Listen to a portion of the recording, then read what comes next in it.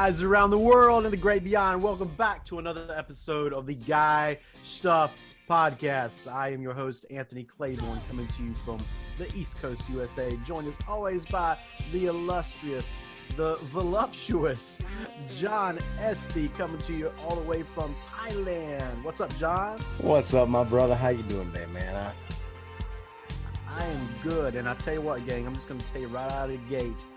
Today, it is the Hall of Just Us Music Edition. So there's nobody here to keep me and John straight and make us behave. So I can't promise you what's going to happen.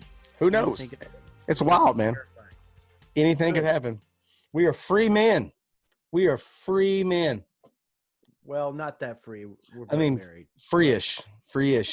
We're not, Free-ish. Yeah. So just real quick, just kind of catch people up, since it's just us today. Real quick, catch everybody up on what's going on in Thailand with you and your family, man. You gonna ask me right as I start sipping water. I see how it is. I see how this is gonna go. I see how this day's gonna go. Flex so I could grab a sip myself. All right, man. Things going all right. We're staying busy. Just trying to mess with these children and keep them going and getting their schooling kind of started and those kind of things, man. We're staying busy and trying to deal with insomnia, which is kicking my behind. But other than that, man, we're doing all right. Hey, legit, guys. I thought about this earlier. We're John and I are real with you guys. We tell you stuff, and my brother John struggles with some insomnia from time to time. And I want to ask you guys, if you will, listen in all seriousness before we get crazy up in here, to pray for my man that he'll get lots of restful sleep. Because I don't know if y'all know this or not, if you've been listening, John has a very important job. He and Chrissy and their family over in Thailand, they are on the ground floor. They are on the front lines, however you want to say it, fighting sex trafficking. And that definitely is a very stressful thing, and I want to make sure that he is getting all the prayer cover he needs. So for real, guys, pray for him. Today, we're going to do something we've never done before. And we talked about this a while back, and this could go horribly awry. We don't know. Well, I think it'll be all right. It could go off the rails really quick, but it's a train wreck people will watch. You know what I'm saying? That's right. They'll come just to watch it burn. Exactly. But I will tell you, if you are one of the brothers who feels like you should never, ever listen to secular music at all, this is probably not the episode for you. Or it could be. Or maybe it is. It could be the one that turns you, man. It could be the one that turns you. It could be. It could be the one that turns you. You're right. That's right. So maybe listen in. Anyways, we are going to be talking today. I'm going to let John introduce the term that he came up with to apply to music that does not suck. Yeah. So today is, like you said, the Hall of Just Us, the non-sexual music edition. Year or decade 1960 to 1970. That's right. 1960 to 70, baby. Basically, the Vietnam War era. We're going to look through we're going to have our top 5 each with some honorable mentions. Of the most non-sexual music in that decade. And so then we'll just walk through every time we have one. We'll walk through another decade and let you know the non-sexual music that's there. From our point of view. Yeah, which is the best point of view, I'm just saying. Absolutely. Well, I can't wait till we get to the 80s, just saying. But I know, me too. I will say this about music in general. Of course, I'm a musician. I got a musical background, and there's all kinds of music, and literally, like there's genres, subgenres of the subgenres, and I personally, I'm just going to share my philosophy before we get into this of where I come on this whole thing. First off, you have, for me personally, I look at musical instruments and meter. Now, there are groups of people, and I'm not bashing them, I'm just telling you they exist, that think specific meter, like signature, time signature in music, is actually holy or evil. I'm serious. I'm not trying to be funny even. Really, because that's pretty hysterical. Did you know that? I did not know that. Didn't know There that. are actual groups. Really? I've heard my brothers actually expound on this subject really in depth. And again, I'm not trying to offend anybody, but to them, I would ask them to consider things like the Psalms, which were sang over a beat. I would ask them to consider the instrumentation mentioned in Psalms at Old Testament worship. And I bet David, when he danced before the Lord, was not dancing to Just As I Am, as much as I like that hymn. So He was slow dancing before the Lord. He was slow dancing with the Lord. slow dancing, swaying to yeah, that's what it was. It was that See, kind of dance. well, let me give you this little background, my little tidbit of my history. I grew up Church of Christ, not the Interesting. Latter Day Saint version. I was not Mormon. I was Church of Christ, which some of you don't know, don't have no music, don't have no instruments in church, because that is of the devil. And so, anyway, so yeah, so I did not grow up with instruments in church, which always seemed odd to me, because we could go listen to country music right after church, and that was okay, but we couldn't have, you know, music in the church, instruments in the church. But that's just me. And I have some brothers and sisters that are in there that love Jesus and they do that. But I just got to go, man. I think you missed the boat on that one. But hey, whatever floats your boat on it, that one's okay. Anyway.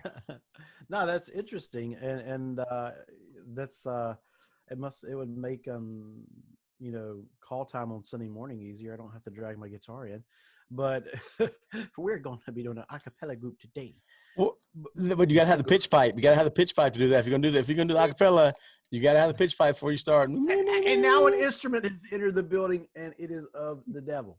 So It's a lot of inconsistencies that happen, and I'm sure we all have them. We all have our we do. inconsistencies.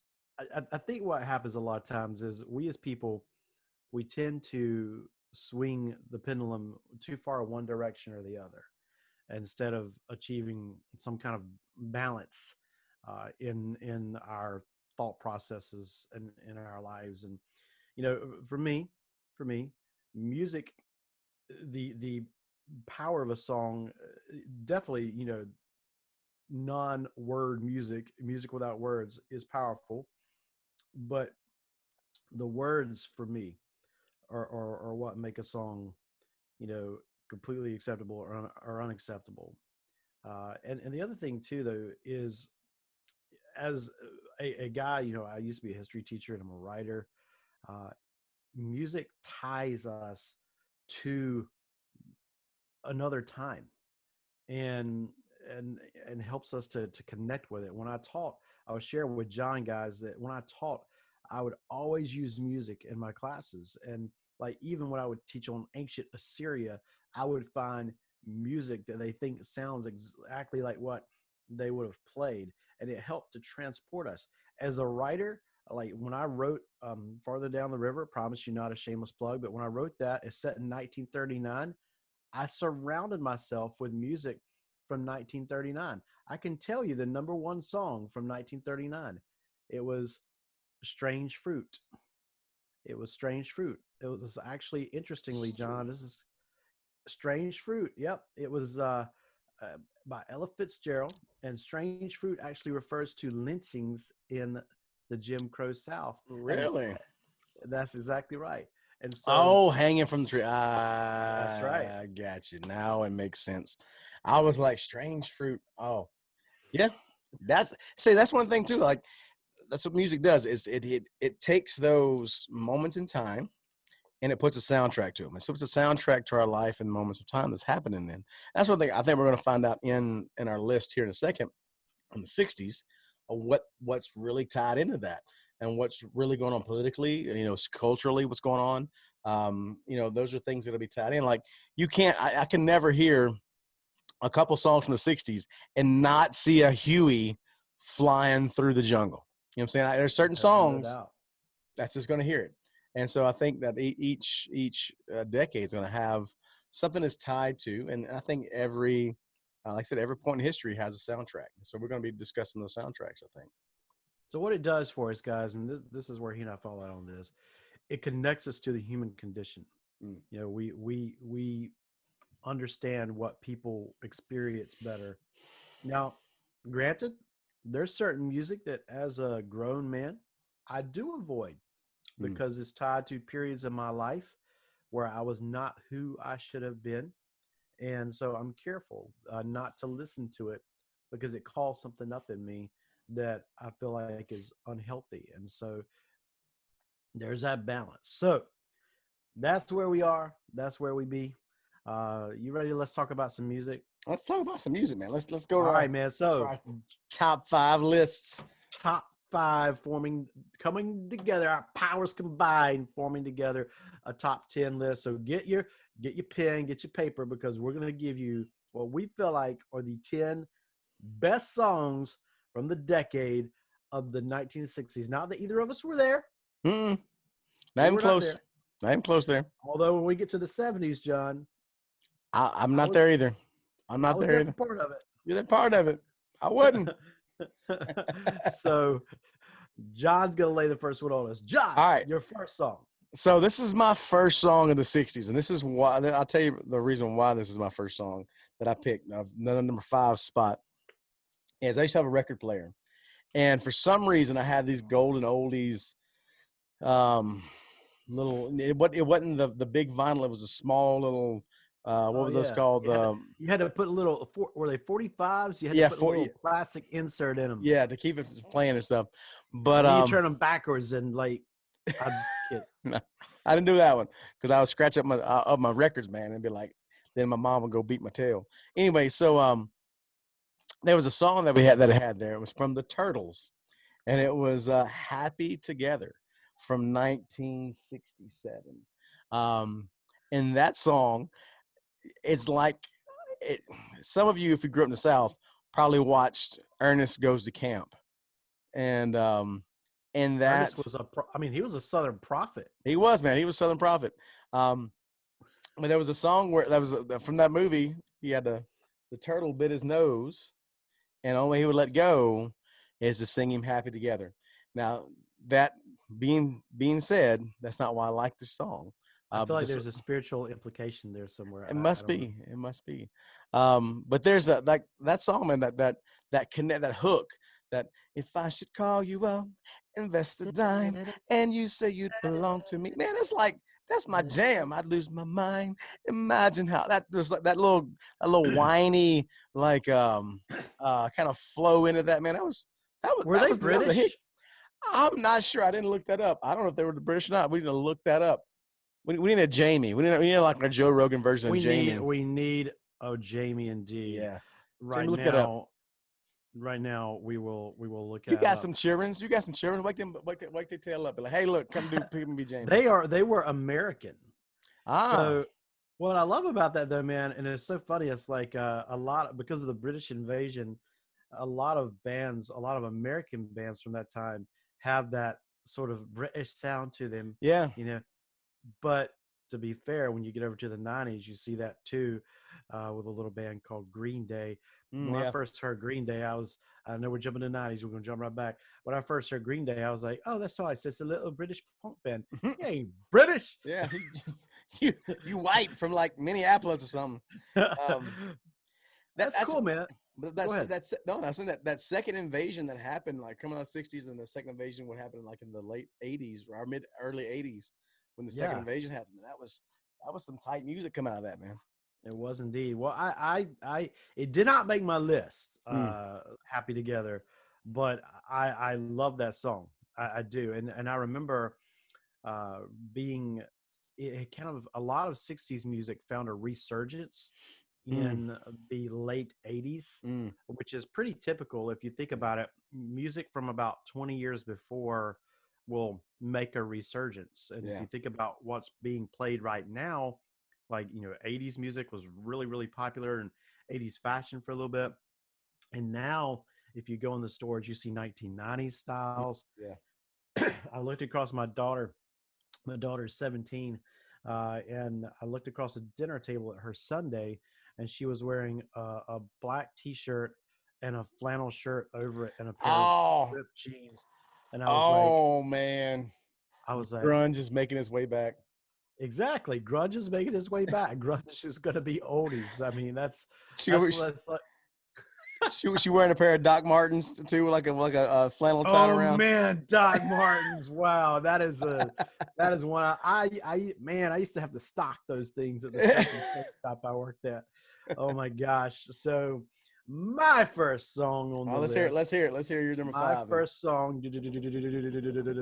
My first song, "Light My Fire" by the Doors. Oh, he's going Light, Doors. Light My Fire by the Doors. Now, why I chose this song for me, the reason I feel like those silly songs with Larry guy all of a sudden.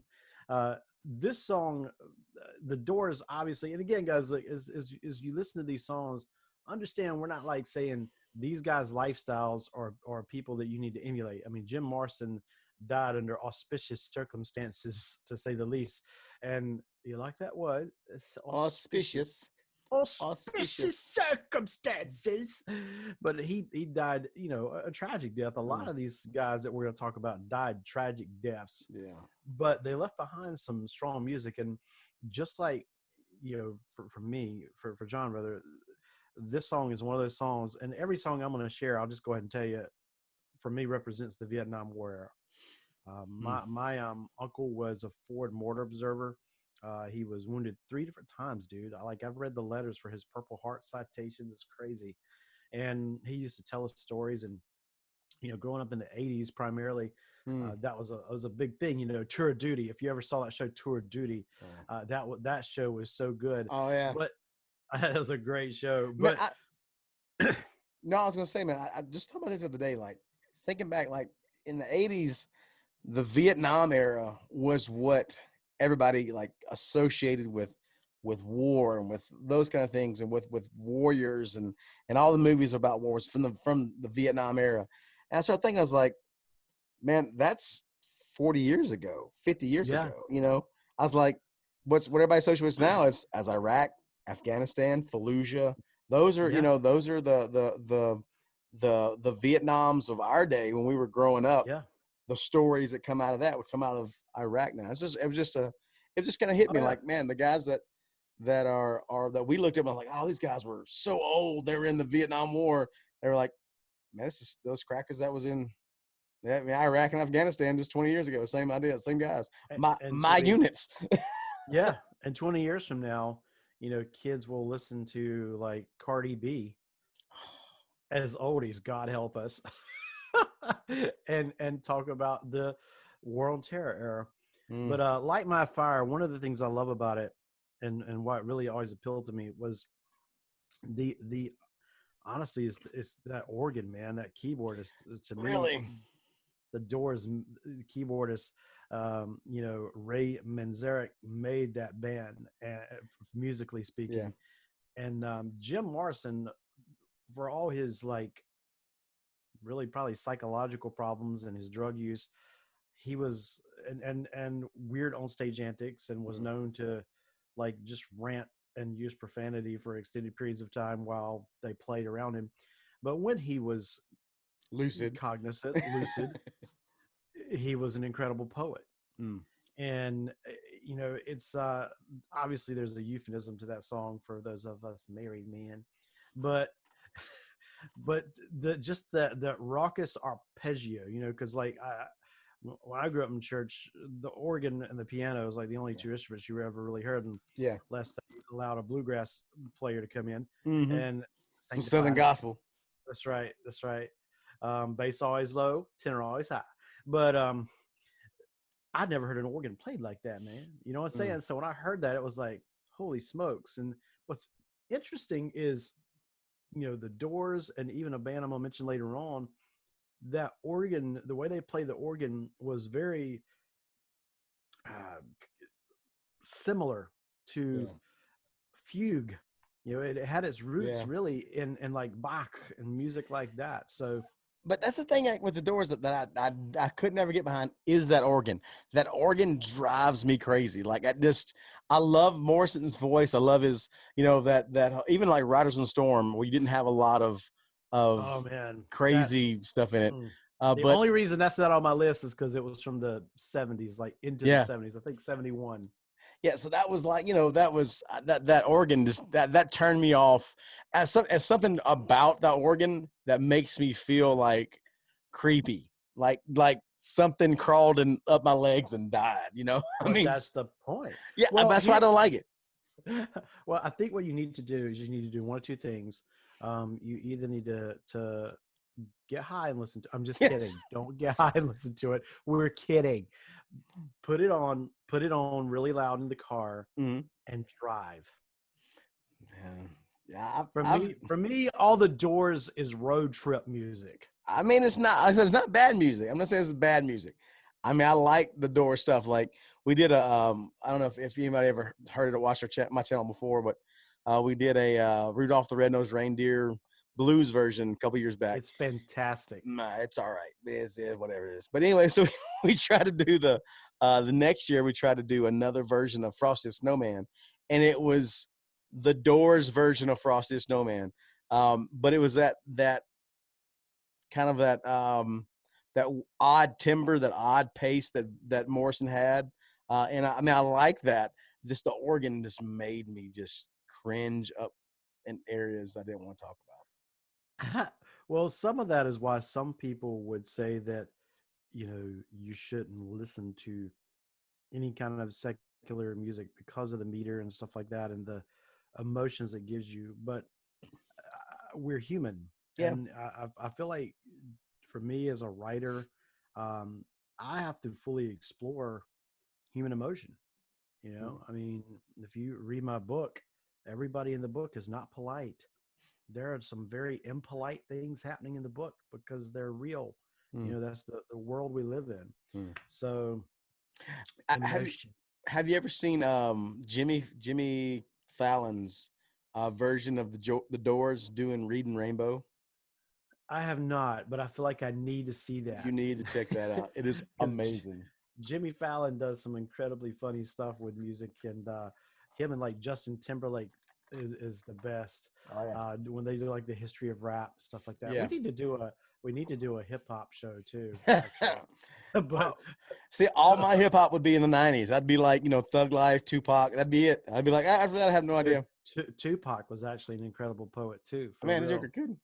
For real. I had a kid, no joke, when I taught 8th grade history.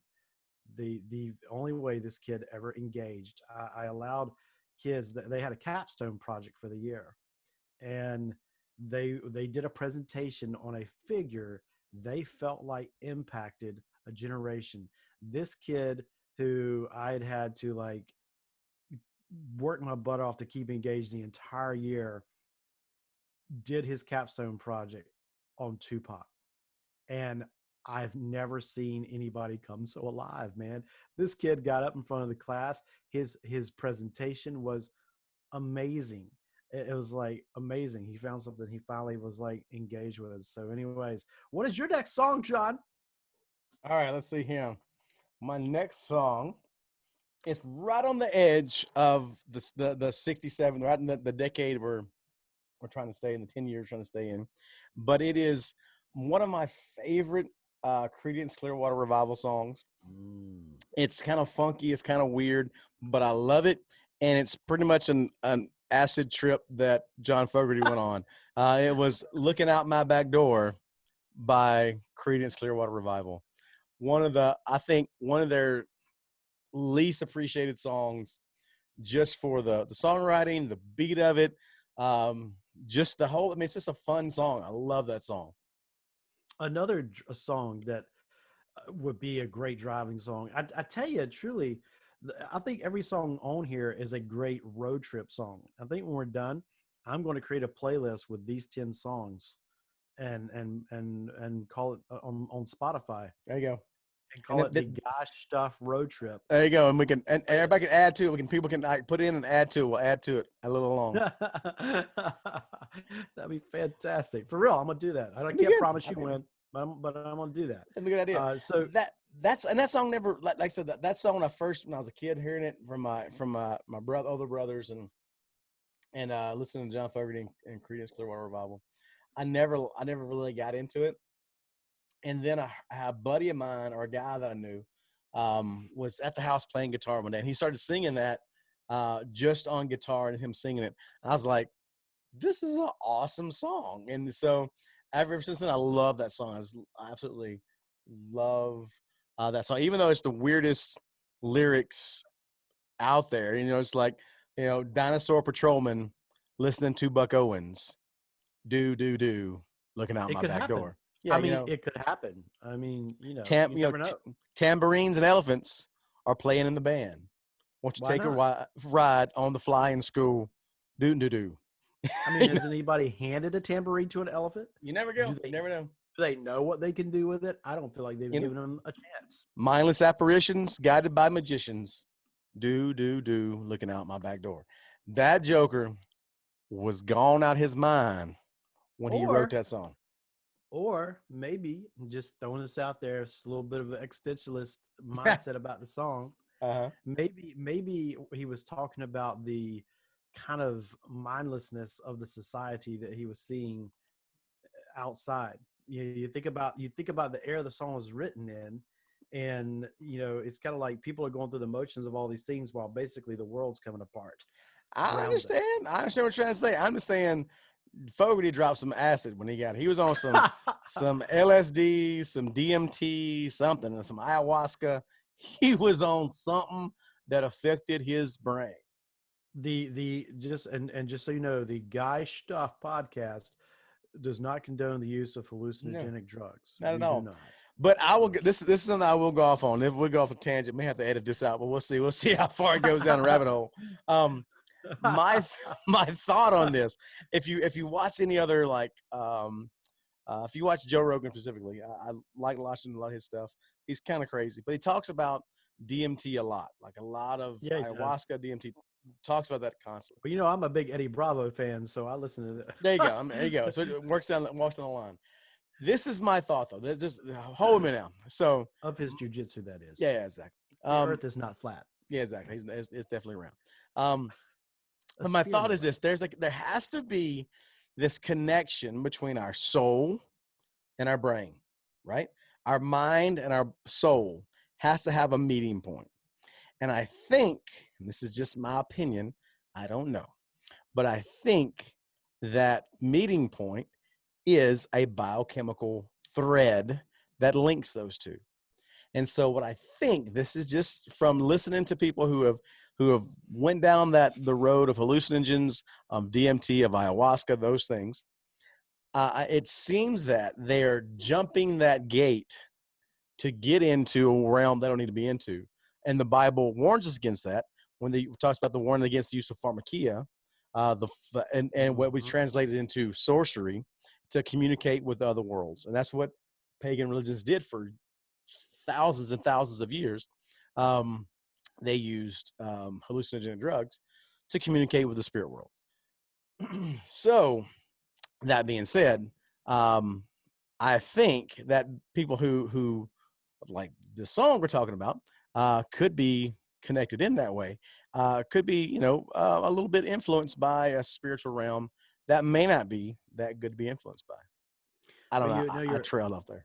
No, you actually you bring up an interesting point, and I think it relates to the conversation perfectly.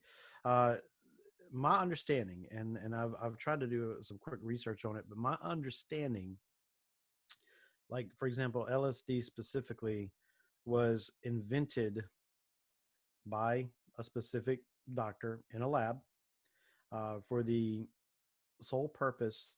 The goal was they were going to use it for mind control. That was their goal. MK Ultra, baby. Project MK Ultra. And you think about the decade that these songs were written in.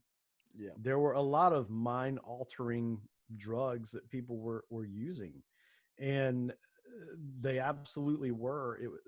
There was a spiritual connection. And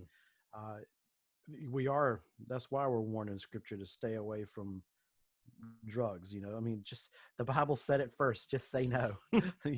Because it does in fact open you up to things that you don't need to be opened up to. I've had friends who were on certain hallucinogenic drugs in the past, And like in college, I had a friend who I won't call his name. Guy was huge, big dude, big dude. And one day I was in my dorm room and I heard him shrieking like a girl, shrieking. And he came running out of his room and was screaming for me to come kill it, come kill it, come kill it. And I walked in his room and there was a little spider crawling across the floor. And I looked at him and I looked at the spider and I stepped on it and I got a tissue and I threw it away.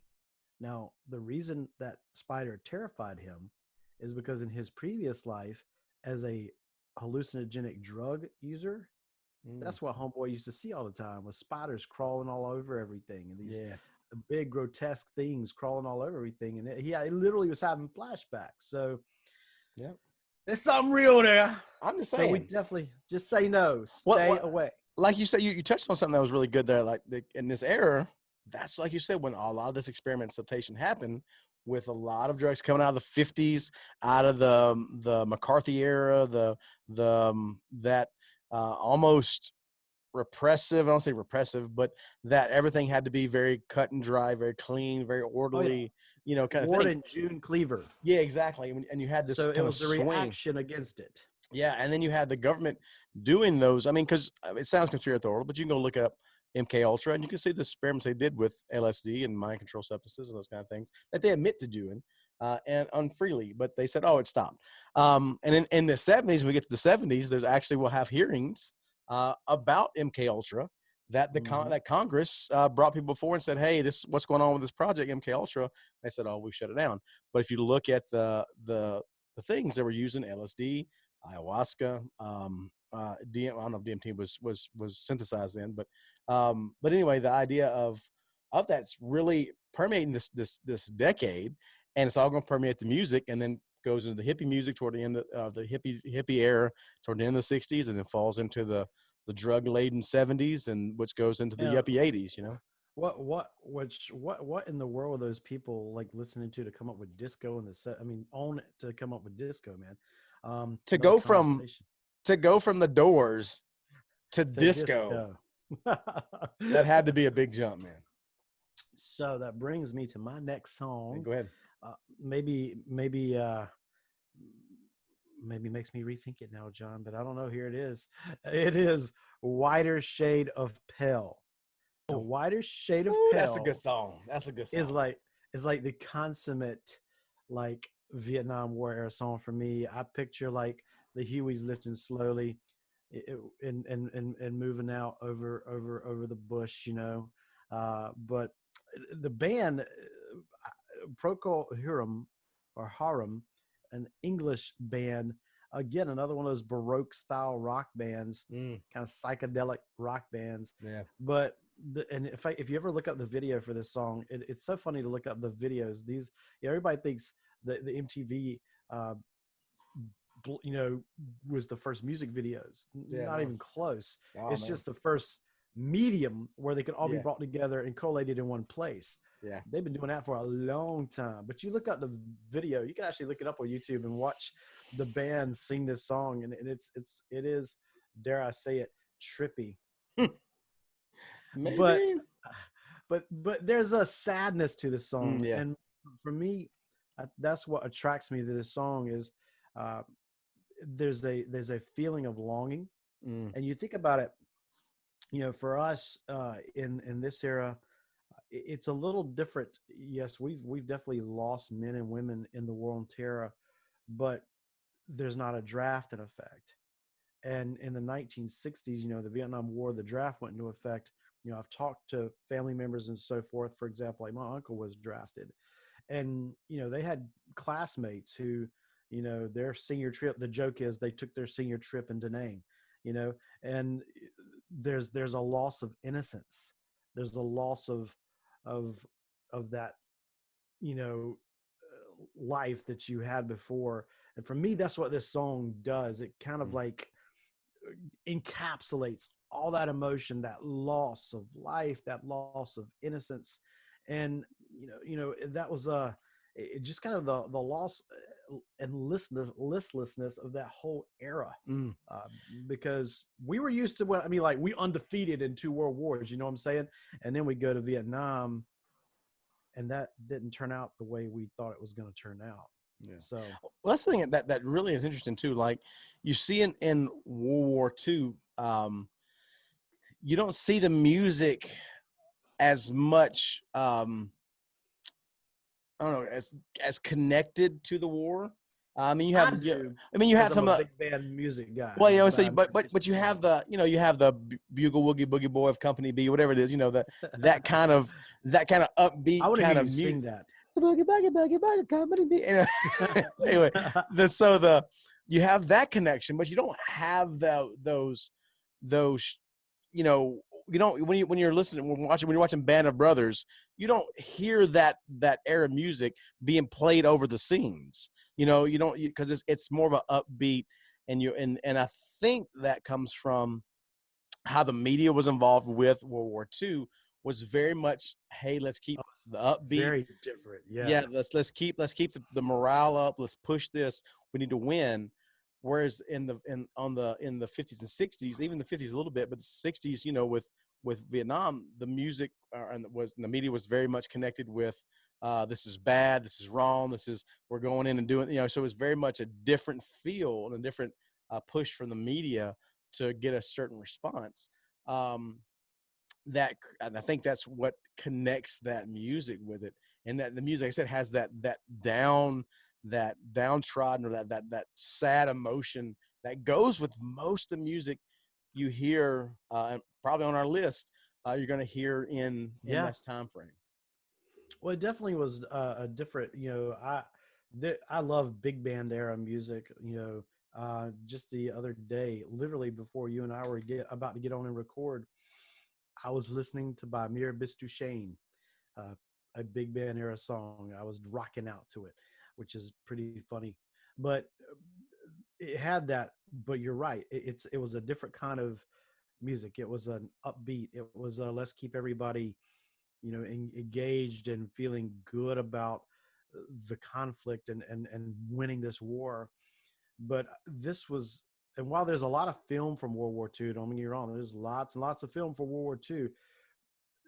There's a different vibe, if you will, for lack of a better term, to the Vietnam War era, because these newscasters were embedded, a lot of them, and they don't oftentimes get credit for how brave they were for doing that. They were shooting with a camera instead of an M16, but they were there embedded, filming what was happening in the lives of these men and women, and the music, when you play that over top of it, it just really captures the feeling. In fact, when I taught, one of the things I did, again, along with the lines of music in every era, I would show footage.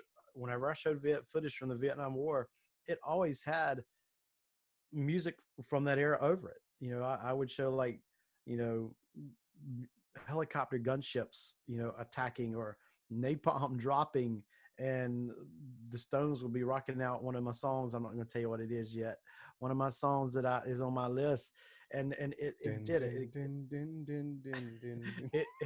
It encapsulated it. It really was a different kind of a feeling, for Yeah, sure, man. It's good completely stuff. agree with that. Completely agree. Well, if you're done explaining that one, we go to my third one. Um, my third one is from, like I said, the British invasion, um, and it's from the Beatles. You know, we talked about this the last little bit with Dave Tweedy. Just the amazing songwriting of Paul McCartney and those guys, and it's connected into that era. But it has this. It's called Eleanor Rigby is the name of the song. 1966, Eleanor Rigby. The thing that I loved about Eleanor Rigby, one of the there's like a little in the chorus. There's like this cello that's like jing jing jing jing jing jing jing, like playing through the Yes. back, and this blends so great into that pop, rock, British pop rock era that I really loved, and the words were really what do you call it, like they were odd. They weren't like I mean, everything, a lot of stuff the Beatles wrote in their drug years was odd, but it's like Father McKinley writing the words to a sermon that no one would hear. And it's like there's those things that kind of walk through there, and you're like, I look at All the Lonely People. It's a really interesting take, and it has that sad feel to it. It has that like melancholy. And I like that, especially in rock music. I like the melancholy sound, and that whatever that tone is, whatever that note is, the flats or whatever they are. I like that. Yeah, keys. the minors. I like that kind of.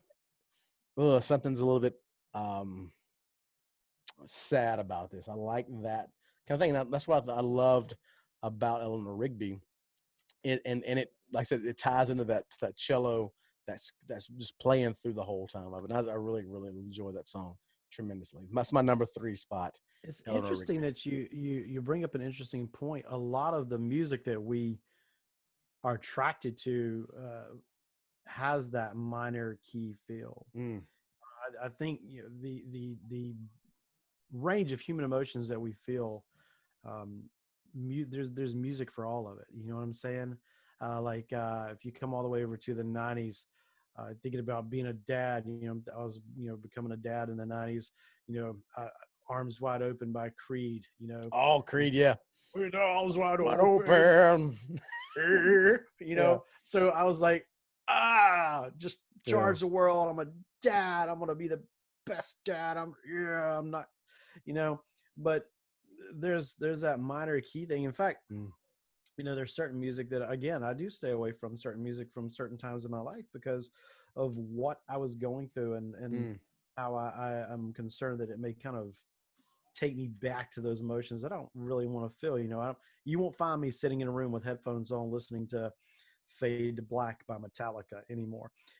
Like when I was a middle schooler, because I don't need to go back and revisit that era of my life. Yeah. That's best in a lock box. But Metallica, we got to get some Metallica when we get to the 80s and 90s. That'll be an interesting conversation. Yeah. I'm looking forward to talking about how I was introduced to that. But that was a fun thing. So, my third song is actually the version of it that most people are familiar with is not the original version. The song was actually written and recorded by the great Bob Dylan in 1967, but it was made famous a year later, more famous, when a fella picked up a Fender Stratocaster and played it all along the Watchtower. Oh, the Hendrix. Jimi Hendrix version of All Along the Watchtower. Again, it's that Vietnam War era music, All Along the Watchtower. But it's actually one of the first songs I learned to play on guitar when I was about 13, 14 years old. It was slow enough for me to play at the time because I was really bad. I understand. But that's the thing. One thing I don't like with Bob Dylan. I can't stand Bob Dylan. I hate his voice. I hate there's most of his song I can't stand. But his song. You have not seen his version of "Must Be Santa." If you could see his version of "Must Be Santa," you'd love him forever because I have to watch it. Hilarious. I don't think he meant for it to be funny, but I don't think he meant for it to be funny at all. But it is hilarious. I mean, I get, but like I said, but his songwriting, his ability to write songs for others, was just amazing. He was a great songwriter, and like I said, Jimi Hendrix took it and just made it his signature sound. But it was the ability for Dylan to write that, it was just amazing. There's actually an interview you can watch with Dylan. I think he did probably 20 years ago or whatever, and he was talking about, if you could go back, if you could, write the songs that you wrote back then now. Like, he's like, there's no way I could do that. He's like, and he kind of, some conspiracy theorists would allude to he sold his soul to Satan to do that. And he kind of talks about that in this interview. So if you ever want to watch it, watch the Bob Dylan interview on 60 Minutes. Come on, musical artists, stop selling your soul. This, Stop selling your soul to Beelzebub. Stop yeah. it now. But it's one of those things where Not necessary to make good music. Yeah, and but there is something that goes back to what we talked about before. This influence, like you say, it says there's no way I could write those songs now. There's no way he could do it. And this is the guy that wrote the songs that everybody loves, and that was for a period of time where everybody was singing them. But he couldn't do it now because for whatever reason, whether it's satanic influence or whether he just lost that part of his well, he definitely couldn't sing them because the band can't carry a tune in a 50-gallon drum. Oh man, I just want to now his son with the Wallflowers. Oh man, the Wallflowers. I like the Wallflowers. When we get over there to that era, man, they're on my list. Yeah, they're fantastic. The other thing too, talking about this song, Hendrix is another one of those characters from the 60s. A lot of these guys had tragic ends. Yeah. And his drug use, and it's incredibly sad, the way his life ended. To an overdose is our understanding. But he was a very talented musician, as a guitarist. I don't know a guitarist who grew up in the era I grew up in who did not try to in some way copy some of the things that Jimi Hendrix did. Now a lot of the stuff he does, it's interesting. A lot of the stuff we hear from the guitarists of those eras would almost be like intermediate guitar work today. It's like, oh, they're an intermediate guitarist. That's nice. But it was groundbreaking and trailblazing at the time, for those of us who would come after them. And he obviously he has some wild on-stage antics, setting his guitar on fire and all that weird stuff. But a lot of that stuff from an emotional human standpoint side, where these guys acted out like they did, we'll take this to the spiritual realm for a moment.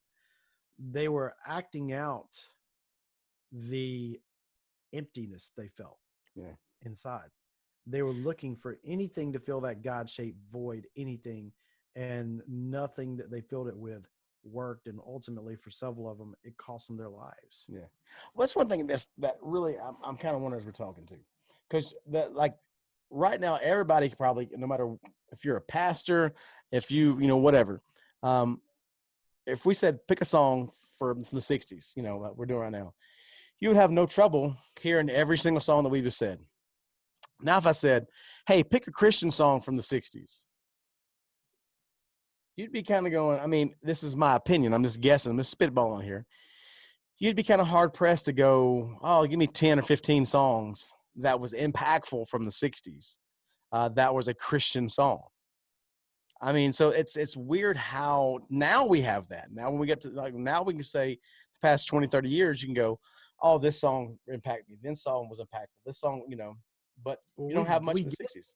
We get the contemporary Christian music movement out of the 60s. Yeah. The Jesus People movement of the late 60s is where that comes from. And what you had in the late 60s was, a lot of hippies, former hippies, becoming believers, giving their hearts to Jesus. And it wasn't that they were trying to make some sort of musical statement. They weren't trying to start a worship war or worship revolution. Yeah. They were just culturally writing music for God in a style that they knew. It was all they knew. Yeah. And so that's how we end up with a guy like who's incredibly impactful and one of my favorites ever. We end up with a guy like Keith Green, over in the 70s and so forth. So you're right, though. I think that there's an interesting thought there that there's a very sharp divide between up until the late 60s between what was, secular and what was sacred. And we didn't invade that space. Yeah. Today, there are even bands who are playing in a secular space but they're believers. I think Yeah. about, for example, Switchfoot. Yeah. The band Switchfoot. They are a band of Christians, not a Christian band. They've invaded the secular space. Yeah. And there are others. And so there's an interesting, and I know there were people going to the lost in that time period and trying to win people, especially, you had a lot of stuff happening in California, evangelism, for example, to the hippies and things like that. There really was a lot of things being done. But maybe what, you're alluding to is just, we desperately need to impact culture. And I would say we need to have more people who are going into the culture. That's why, and like some of the projects I'm working on that I'm not going to name because I don't want to sound like I'm, plugging them, but some of the projects that I'm working on, you and I've talked about, they are intentionally me trying to invade that space and carry Jesus into that space, be a little light in a dark place. I wonder what it'd be like if somebody would have sat down with somebody like Jimi Hendrix and just said, "Hey, man, what's your story? Talk to me. What's on your mind?" Yeah, I mean, and I think, if you even have out of the 50s and early 60s, and you had Elvis, which had a lot of gospel albums. You had a lot of some of the Christian, the country stuff had some gospel albums, but you didn't have that crossover point between, like I said, some of the psychedelic rock, some of the things that were going on. And maybe a good reason why there wasn't, but it just seems odd. Although it impacts us today, you can't tell me. I mean, you think about, as a writer and a songwriter too, everything from all those different eras impact our music within the church today. And you can't tell me that like how like the Doors songs will go on and on and on and on and on. Jesus culture, just saying. It's like 15-minute song, and that's okay. We love you. But that's kind of where we're at, man. And it's funny you said Elvis. It's so funny, man. It's like growing up, you'd get yelled at in a heartbeat, man. Don't listen to that. Don't listen to that, buddy. But Elvis was okay. He did a gospel album. That's why he did a gospel album, which the illustrious Johnny Cash would even have gospel songs on his album with secular songs. They would actually coexist on the same record. I have them on vinyl still today. So I guess this is my fourth song. Is that right? You just did your number 3. You did your number 3 song. Oh, your turn. My bad. Yeah, man. You trying to jump my thing, man. I'm just so excited about sharing this song. Man, you just jump me, man. My sorry, bad. Man. Well, my number 2 spot, I had to split up. I could not make a decision because they both are so connected to me. And so I'm gonna mess up. I'm gonna cheat and do 2 for 1. It's a twofer.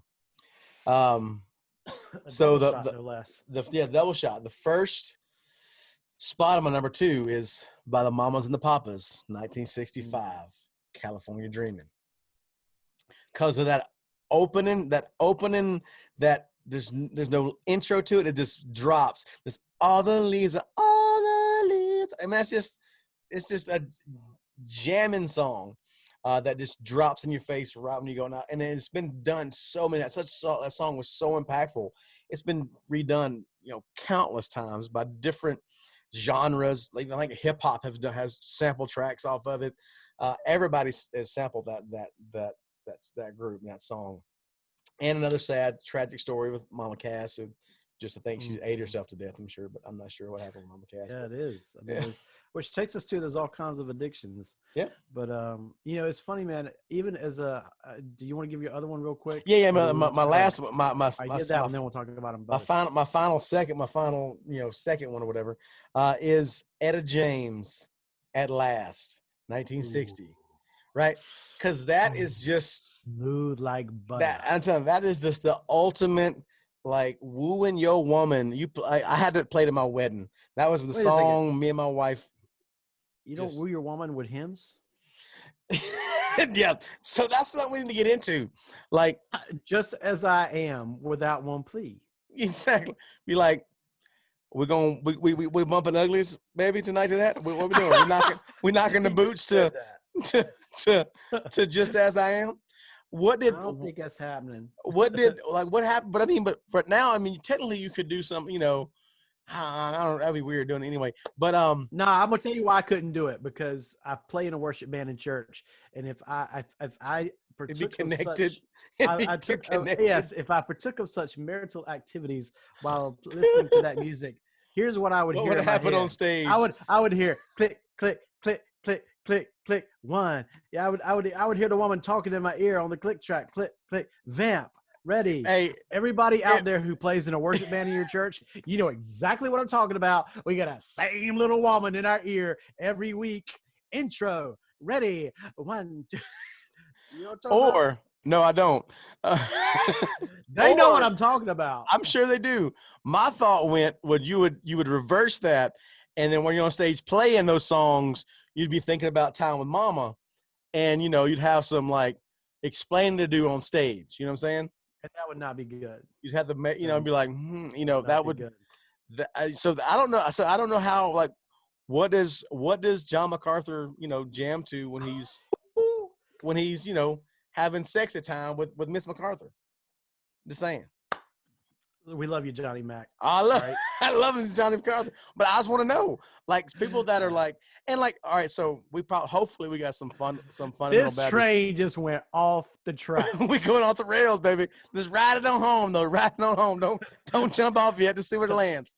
I told y'all, we warned you. So my question, so some of my independent fundamental Baptist friends, brothers that are out there in the guy stuff world. Do we have those in the guy stuff world? I hope we do. Maybe. I'm hoping we do. Since you can't listen to secular music, right? That is of the devil. What do you woo your woman with? Classical music.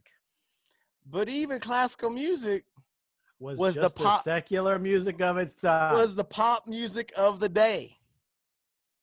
Like Beethoven and Mozart, them jokers was pulling leg left and right, just like a pop star today is pulling leg. Probably more. I'm pretty sure I'm gonna guess that's a Mississippi term, and we're just gonna leave it live. You heard of pulling leg? Oh, man. Afraid not. Afraid I missed that one. Oh, man. Thought I knew them all. Another for you. That's a good question. I've always wondered that. Actually, I wonder very briefly as I crank up the Marvin Gaye. I wonder what you listen to. Baby. Anyways. All right. So I'm going to take us back to the topic. The topic was. Well, we don't know because we're not them. They're going to have to message us on the Facebook page and tell us what they listen to. Message on Facebook. Woo Your Woman songs. The non-sexual. Yeah, non-sexual, like Christian Woo Your Woman songs. I just can't. That should be an episode. But anyways. Email us at guystuff@gmail.com. Yes. We look forward to it. I'm very excited to find out. Don't send pictures like. Don't send pictures. No, this is not that kind of program. Behave. So check this out. Remember I said that back in the 80s, there was a resurgence of a lot of 60s music. And in the mid 80s is when I, like so many from my generation, discovered skateboarding. All right. Now, skateboarding in the late 70s, growing up, I remember seeing skateboards, and they were those thin little boards. And then the Dogtown and Z-Boy revolution took place, and boards got bigger and for pool skating and stuff. And I discovered this song. This song encapsulates, because the West Coast skateboard scene was where it was at. You know what I'm saying? Like you'd see pictures in Trans World Skateboard magazine and Thrasher, which was at the time, just like made out of thin newspaper print. And now it's a cultural brand. I see kids walking around wearing Thrasher t-shirts who don't even own a skateboard. I'm like, what are you are what we called a poser back in the day.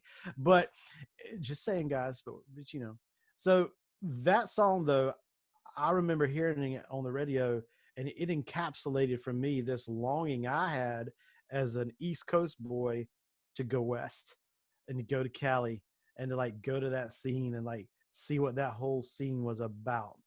And I'm gonna tell you, maybe I've traveled a lot of places, John. I've traveled in almost every state in the union, and I still have not made it to California. You're not missing much.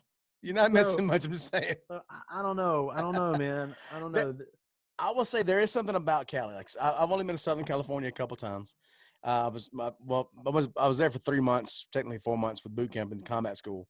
But I didn't get to experience the culture of it. Now, so I'm only actually going to experience the culture of Southern California a few times.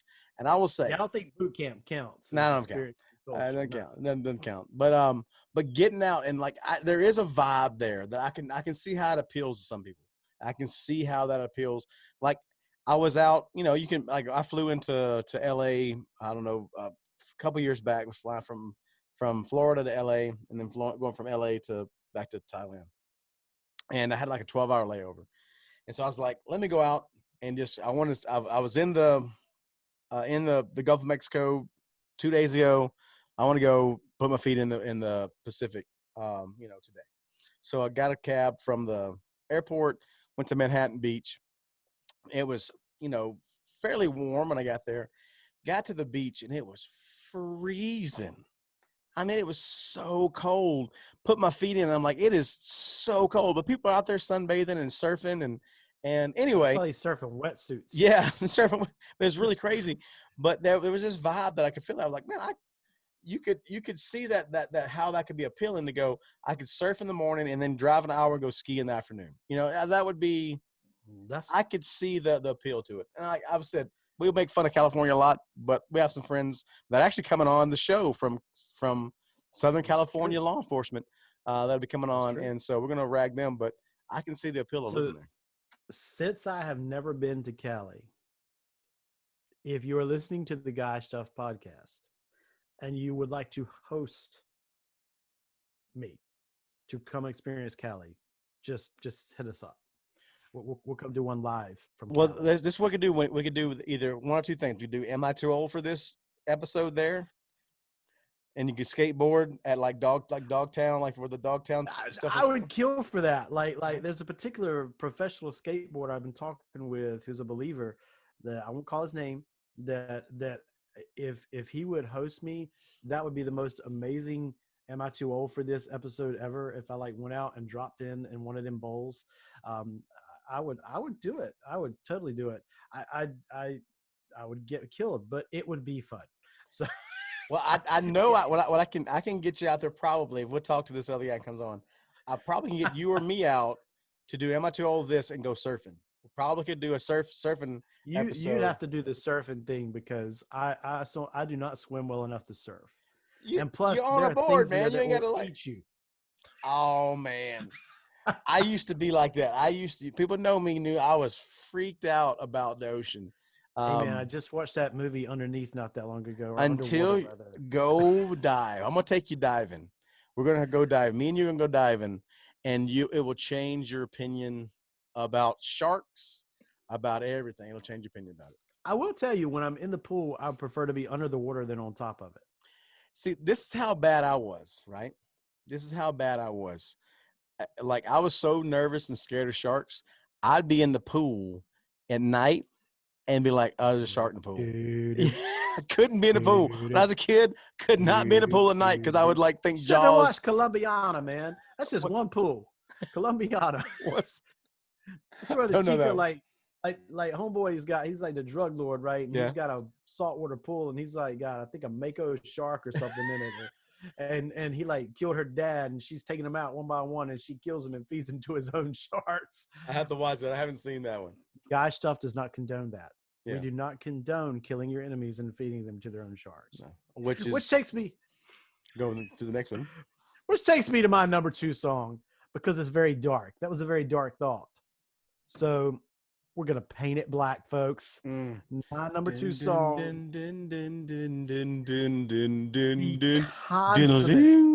I keep calling everyone we come to. I'm like, this is the consummate Vietnam War era song. but maybe this is it. The consummate Vietnam War era song, Paint It Black by the Rolling Stones. Oh, That that guitar riff at the beginning, mm, super simple, like beginner guitar, really. I mean, like I could teach you to play that riff literally in like 10 minutes with no guitar experience, but it is just like embedded in our brains mm. forever. Paint It Yep. Black, the Rolling Stones. Oh yeah, What do you think? man. I think that song for me is one of my favorite Vietnam era songs. And I remember, like, when we're not doing, like, war games and doing combat training and stuff like that, it's very hard for that not to be like, especially like going through the woods and stuff, and you're like, dun dun dun dun dun dun dun dun. It's like a theme song to anytime you're doing combat training. It's always there for me. But yeah, I think it's a quintessential song of the '60s that can be used in so many ways, but it's very much connected to that idea of running through the jungle. So let me get this straight. When you did combat training, Mm-hmm. you could actually hear the song in your head playing. Oh yeah, oh yeah, That's cool. That's fantastic. I love it. I can see John now with hair oh yeah. Very little, but it run, was. running through the bush, Oh, listening that to. song, that CCR, that song, Pen and Black and CCR's "Better Run Through the Jungle." Do do do do do. Oh, that was always one of them two songs were playing. Especially when I was in Okinawa doing stuff, like "Better Run Through the Jungle" was always stuck It's in my head. fantastic. Well, I'd say it's one of those. It's an iconic song, and again, we won't belabor the point because we've talked about it on other songs, but it captures that listlessness. Mm, From and every war generation deals with the listlessness in some way. If you go back to World War One, you get the roaring 20s and the jazz age mm, music, that raucous and this party music, man. That's like where hip hop has its roots. And you also get the lost generation, guys like Hemingway writing, uh, trying to deal with everything they went through in the war. Really, the 50s, the perfection of the 50s was even a reaction against World War II. It was such a desperate attempt to restore order that the pendulum swung hard the other direction to this, what you and I would view as a plastic, unrealistic world that yeah, really didn't even exist. It just existed on paper. yeah. So that's what this song does. It encapsulates what those guys were feeling. And I'm just going to jump over to you, man, for your next one. Well, my number one spot. This took my number one spot, and there's a lot of. We got some honorable mentions here in a minute, but this is my number one spot for a lot of reasons. Not just because in capital it connects with the '60s, but it connects with me personally when I was a teenager down in Louisiana with my dad and my stepmom and stuff. Is "Brown Eyed Girl," Van Mm, Morrison, mm, 1967. love Um, that song. That that is a song. war song. That is um a juking song.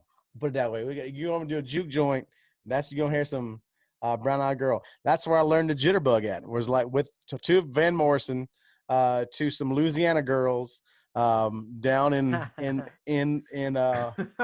Baton Rouge, Baton Rouge. doing some dancing. That song would play, and we would jitterbug. We would do like the little jitter shuffle stuff, and so that was connected to me as a teenager, and then as met my wife, and that was song. We're all brown eyes, and so it became my brown eye girl. This kind of connects to me today more than really anything back in the '60s. But it connects to me today, similar to like American Pie. That Mm. song. You know, doesn't really remind me of the '60s. It reminds me of just driving around town singing that song when I was a teenager. So Well, I yeah. think you hit on the power of a good song. A good song is appreciated by generations after. And Brown Eyed Girl, it wasn't my number one, but Brown Eyed Girl is a huge song for me because my beautiful wife has these lovely brown eyes. I'm the only person in my household who does not have brown eyes. I've got blue eyes, and she has these beautiful brown eyes, and so that song definitely for me, she's my brown eyed girl, and Van Morrison. I mean, I just love Van Morrison. Moondance. Oh, just wait. I mean, like we're gonna talk about Moondance at some point when we get to that era. So, man, Brown Eyed Girl. I just picture John dancing with some girl from Baton Rouge.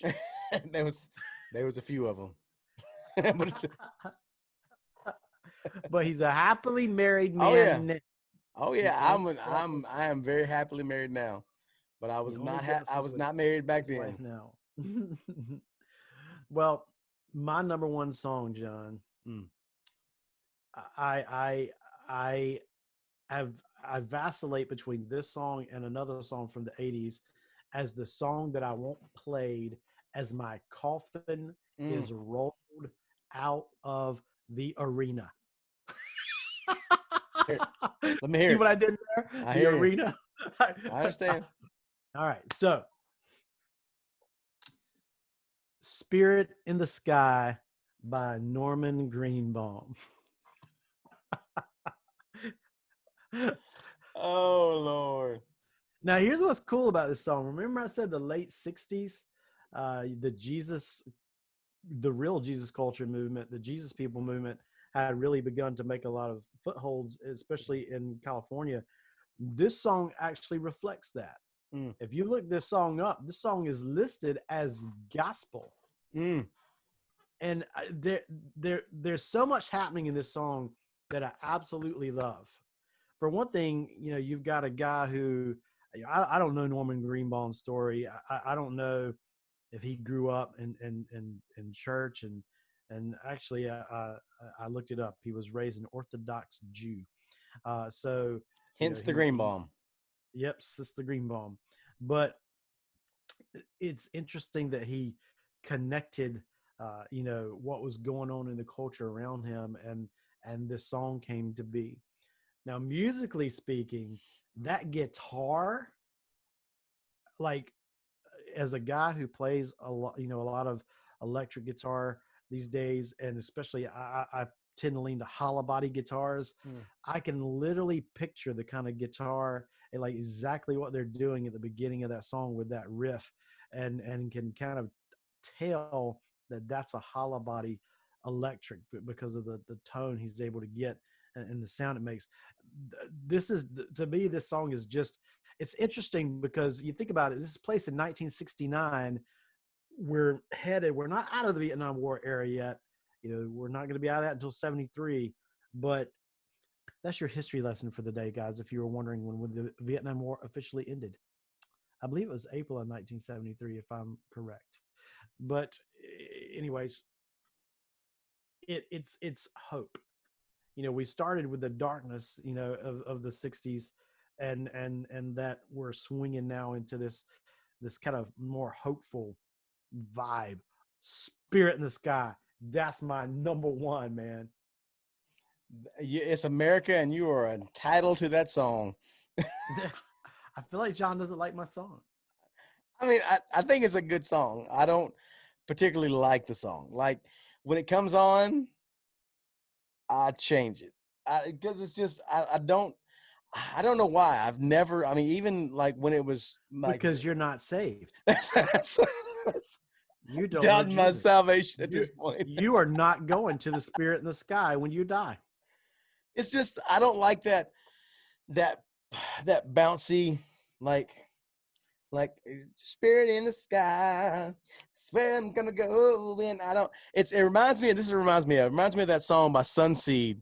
That Jesus is a friend of mine. Jesus is my friend.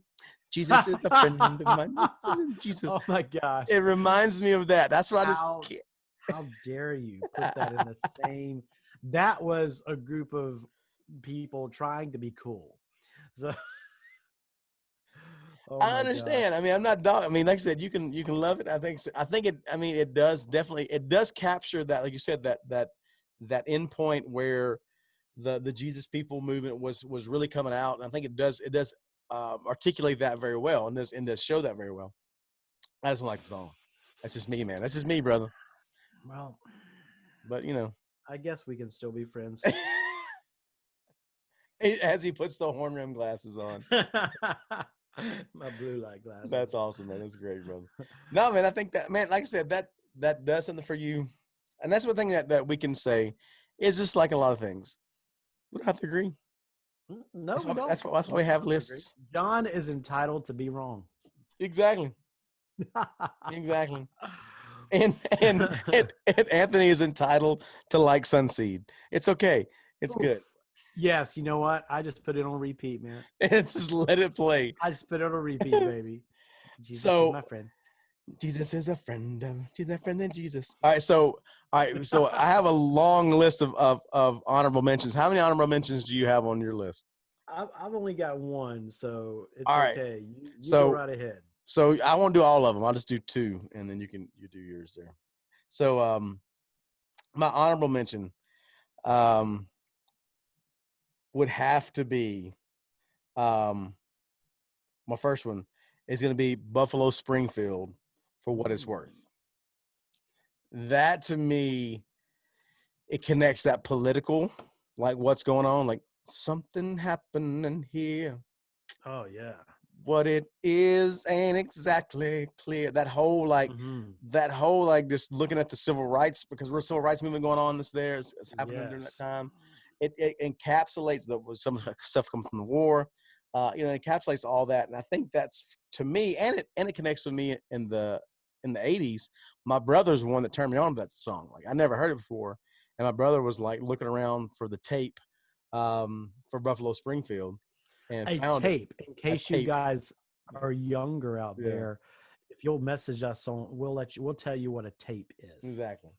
I actually have some 8-tracks still, even. Ooh, man, that I inherited from someone. I'm telling you. But that's probably my one of my honorable mentions, and I'll give it over to you for your honorable mention. That is a worthy honorable mention right there. I mean, it really is. I'm actually going to give you two. I'll give you two honorable mentions. I've thought of another one when you said that. So I'll give you the first one, then I'll throw it back to you. My first honorable mention is by Creedence Clearwater Revival, Fortunate Son. Fortunate Son. Good song. Really talk about encapsulating the time period. It's kind of like there's a song by Steve Earle called Copperhead Road that if you don't know, you can't be my friend. You ain't from the South. You are not from the South. Look, totally aside here, dude. You're going to die. I live in an interesting county in North Carolina where most of the people here work in Raleigh, the city, but they live in this county. And the school I used to teach at, they would have these school dances. And I never understood, for starters, why the DJ would play Copperhead Road at a freaking middle school dance. A song that talked about the things Copperhead Road talks about. Moonshining and pot. And pot and just. I never understood it. I would stand there and be like, what is wrong with you people? But here's what would happen every time, and I'm going somewhere with that. One of the lines in the song, he says, they draft white trash around here first anyway. So that's where that song, Fortunate Son, kind of makes me think about. But what always cracked me up, John, talking about how a good song like resonates no matter what. He would play that song, and to the kid, you'd like have 100-some kids, black, white, Hispanic, all three, would flood the dance floor, and you'd have all these young white girls who took dance, get it in front, and lead them literally and basically a clog to this song. I'm not kidding. So picture this: rural South, USA. You've got all races, socioeconomic groups represented. Nothing brought them together like the song Copperhead Road. Yeah. The power of music. I tell you, a song like that what did for us was the electric slide. Everybody, everybody hit the dance floor. Electric slide. Come on. Everybody on the floor on that one. So yeah. Everybody. But Fortunate Son, that is, I feel like, a very important song from that era. So Fortunate Son was a great song. a lot of places in just a moment there. My bad. It's good. It's all right, man. It's good. I tell you, man, like Creedence had a lot of good songs. Man, Creedence was probably one of my favorite bands during that time. I love John Fogerty's voice. I didn't like when he came out with Center Field. Um, Back in the mid '80s, late '80s, it came out with the Center Field album. It was so like around baseball, and back, like I said, that's what I started to say on one of the previous podcasts. But I got cut off. We got diverted. Everybody loves baseball, right? Everybody thinks baseball is the what are you gonna call it? America's pastime. I would say late '80s, early '90s for me would be America's pastime, right? You had, like I said, you had John Fogerty from CCR do a whole album centered around baseball, almost. It's like, put me in, coach. I'm ready to play today, right? That whole thing. But all these other stuff, but I think it has died off. I think baseball has died off. Well, all sports have died off for the moment. You know what I'm saying, man. You know what I'm saying. You know what I'm saying. You're right. I'm going to tell you a true story, and we are digressing. So if you got things to do, you rock on. But we're just going to. I was baseball fan and watched Major League Baseball pretty religiously up until, and I was an Orioles fan, even living in the South. And the reason I became an Orioles fan is because growing up, we basically had 3 channels. No, 4. We had an NBC channel, ABC, and CBS, and PBS. Well, somewhere along the early 90s, we didn't have cable yet because we weren't wasting money on cable. We started picking up this channel, and they showed Orioles baseball. They showed every Orioles baseball game. And so I watched all those Orioles games, like Cal Ripken was playing, Brady Anderson, and became a huge Orioles fan. I had all the cards.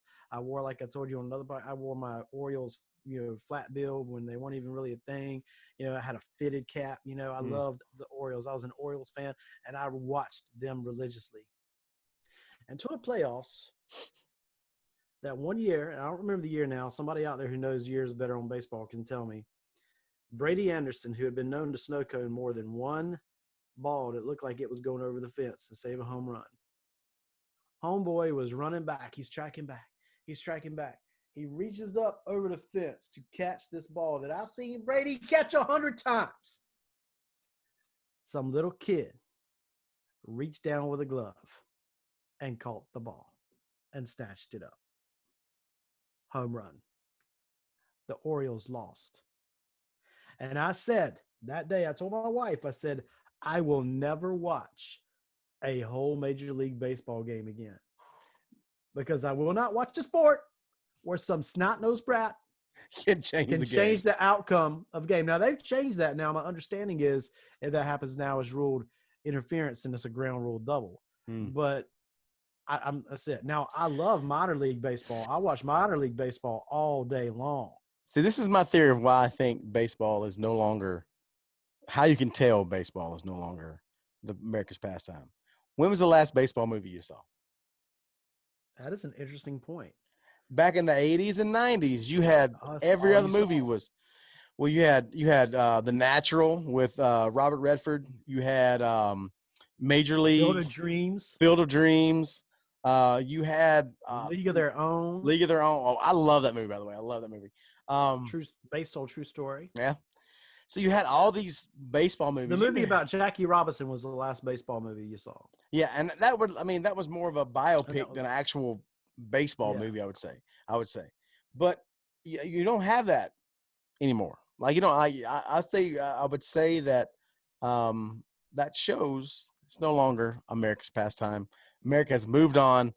It looks back fondly on it, but it's not really. And I debate me on it, fight me on it. I don't care. So does that mean America's past? Like, eventually there's going to be movies about video games, because I think that's becoming America's pastime now. Whole other discussion. There we go. That's a whole other podcast. But we digress. But Whoa. my last So honorable mention, give and me your I'll shut last up. one. My last one. I'm pulling it up here. It's gonna have to be. Oh man, I got too many of them. But I will say I'll do this one because I just need to put it on there. Sitting on the Dock of the Bay, Otis Redding. My honorable mention for that 10 years. That is a good one. That is a good one. Sitting on the dock of the bay, man. Wasting time. That's I'm telling good you, stuff. that song that's one of those songs that will last over years and years. There's no decade that you can't put the song on and everybody just chill and start whistling it. Everybody do. It's a good one. Well, because of time, I'm gonna jump right into mine. Go ahead. My final honorable mention actually is not in the 60s. It bridges us over into the 70s, but it kind of like encapsulates this era we've been talking about. It is by the late, great Marvin Gaye, What's Going On. That song tells the whole story for me. It's good. It's a good song. See, that's one of the songs that I like. Marvin Gaye. I like some of his stuff. I never really like just will sit down and listen to Marvin Gaye, but if it comes on, I won't turn it off. Put it that way. But there's a song that was on my list, and it's on my honorable mentions, but I don't want to put it on there. We don't have time. But it's by Sam Cooke. It's Change Gonna Come. I love some Sam Cooke, some good, just soul, old blues, those kind of sounds. I think I love you did that. just actually put it on there.